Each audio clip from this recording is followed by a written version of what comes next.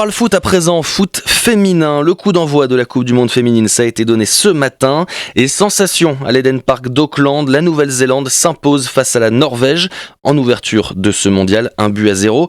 Quant à nous, à 4 jours de leur entrée en lice dans ce mondial, co-organisé donc par l'Australie et la Nouvelle-Zélande, je vous propose de retrouver les Lionnes de l'Atlas qui poursuivent leurs préparatifs avant de croiser le fer avec l'Allemagne. Ce sera le 24 juillet.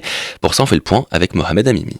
C'est le 9e mondial de l'histoire du football féminin qui se joue pour la première fois dans l'hémisphère sud.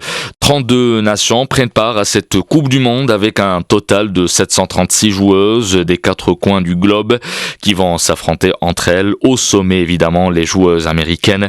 Les États-Unis tenant du titre à la recherche d'un 3e sacre consécutif, le 5e de leur histoire. Parmi ces équipes, 8 notamment vont vivre leur première phase finale, comme par exemple Haïti, le Panama, les Philippines ou encore le Maroc, seul pays arabe qualifié à ce mondial. Les Lionnes de l'Atlas espèrent rééditer l'exploit des hommes demi-finalistes au mondial de Qatar 2022.